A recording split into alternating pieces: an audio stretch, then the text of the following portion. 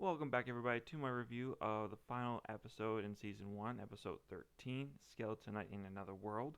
In this episode, we started off with Ark and Ariana Lady Chome discussing their plans on how they're going to deal with this monstrous Hydra that has just escaped the Imperial Underground Fortress. Now, Ariana knows fully well all the horrors that Fabio has done, that he fed her people to these monsters, and there's nothing that she can do now to save them. So her and Lady Chome and Ponta are going to go after him. Well, Ark is going to go after the Destroyer Nations, the Hydra, and see what he can do to stop that thing before he gets to the nearest town and wipes them out completely. With that, the party splits up, and we follow Ark as he makes his way over to the Hydra. Now, just as the Hydra is getting in range to unleash a torrent of fire upon the town, Ark uses Wyvern Slash, but unfortunately it doesn't even leave a dent on the creature, forcing Ark to use different moves and different tactics. And it's a little bit of a dance going between Ark and the creatures. Ark would make some damage on it, then had to be forced back. The creature would grab onto him or blast him with magic or fire, and it'd just be a bit of a back and forth to the point where Ark's like, okay, this is going nowheres. I need to bring out some big guns. So he brings out Judgment, a giant spell that we haven't seen before. It cuts off all the heads of the Hydra, but of course, as we know, Hydra from the Greek myths, they just start growing back. Now, unlike the Greek myths, where two heads are supposed to come back to replace the one, it's just replacing the single head. Now, I understand why they did that. It's probably way easier to redraw just one head instead of drawing two more for each stump and then figuring out what you're going to do with each one of those heads. It probably just would be a nightmare animating that. So I completely understand why they just stuck with regenerating just the single five heads, which is terrifying enough that the creature's able to do that. Seeing that he's not getting anywhere, Ark decides he's going to have to bring out a bigger gun, and he summons an Inferno Demon to face off the giant Hydra. And we're about to have a toe-to-toe monster match. We're having a bit of a Godzilla versus King Kong scene going on here, so I'm down for it.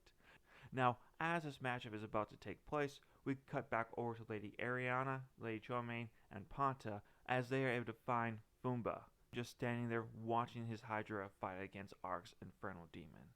Now, Fumba at first tries to bring out his imps again, trying to re-ensnare Lady Ariana, but she sees the trick coming and is able to slay him. Seeing that his last few monsters have been slain, Fumba decides it's probably best to bring his Hydra over to take out the three girls. And he's just about to summon it when Lady Chome jumps forward, slicing his back wide open. And in doing so, the fabric peels away, revealing on his skin on his back was a giant symbol that he was using to control the Hydra.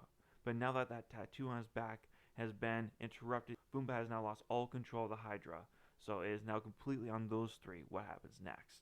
Now, Ariana does say that she has faith in Ark that he's able to handle it, so she is going to take care of Fumba. Fumba at this point, realizing that his time is coming to a close, apologizes for what he's done to the elves, but states that he's only following the Empire's order, so if she has an issue, she should really go handle it with those guys and leave him be. Ariana is hearing none of this. She just states that you are a weak man and you deserve the punishment that's coming towards you. And at this, we get to see a triggered memory of Fumba back in his home village, where he is claiming that he is the strongest one in the village, he's amazing, and he should be recognized by his fellow clansmen, only for them to state that he's just weak, that he is pathetic, and he lacks all discipline. This apparently throws Fumba into a rage, causing him to leave his village, where he then goes to the Emperor, and he's willing to serve him in recognition of his strength. And the Emperor seems to slide in once more that show me what you have, show me what your strength, instead of just outright just believing that Fumba is strong, like Fumba believed he should be honored right away. But seeing that he's going to have to work for it, he goes and thus creates the monster that we saw in the previous episode and the Hydra for the Emperor. Now we cut back to the present, and Ariana is just summoning her sword, and the flames for the first time are turning into a blue hot flame, raging. If you've never seen a blue flame, just know it's far hotter than the yellow flame, meaning that Ariana is no longer playing games. She's dead serious, dead set to vanquish Fumba. And with one swipe of her blade, Fumba is burned to a crisp as he screams. With the vanquishing of Fumba, we cut back over to Ark and his battle with the Hydra. Ark and the Inferno Demon are having their way with the Hydra pretty much. Ark tossing it into the air, allowing the Inferno Demon to just unleash a torrent of flame, hellfire, upon the beast, burning it to ashes. A creature that was once believed just a force of nature that could destroy nations, that was just nigh on unbeatable, has been vanquished in just a few minutes. Now, with their battles complete, everyone reconverges and they start talking about the events that happened, and that Ark's fire demon is probably going to start being worshipped by the town or just slayed a giant hydra and save them from pretty much certain death. Ark just laughs it off as if this won't happen, but we all know that this will happen, because if you read any of human history, when anything miraculous as something like that happens, people tend to be very thankful to have their lives saved from certain death. Now, as they're having this conversation, all of a sudden Ariana receives a message from Dark.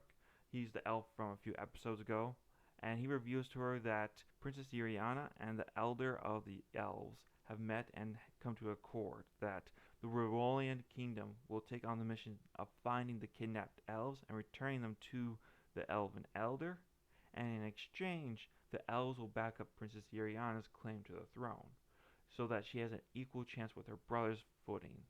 Because Prince Set, his backing was the great Rylend Empire, and her brother Darkus, his backing was the great Holy Rivolian Empire, who has now passed away. So hopefully with this, she has a chance to ascend to the throne before her brother has a chance to take it. Ariana is being called back from her mission to find elves, because the Rivolian Kingdom is taking charge over that mission for her. Hearing this news is great, but now she's not really quite sure what she's going to be doing with her life. But in the meantime, she decides she's going to help Ark on his mission to go to the Lord Dragon Cave to relieve him of his curse. At this, Lady Tremaine is like, wait, what's going on? And at that moment, Ark reveals that he's a skeleton, her completely freaking her out. Like, wait, what's going on? And they kind of go into the story that a curse has been placed upon Ark, and they're hoping that by taking him to the Lord Dragons, that curse can be lifted. And at that, Ark also just laughs at her shock and asks if he can join her on a visit to her ninjutsu village to see the other ninja. And she's like, oh, okay, sure. Still completely freaked out that a person that she thought she knew turned out to be an undead, or at least the vision of an undead, but not really undead. Still kind of confusing for her. Our poor girl is still trying to process with what she just saw and is hearing.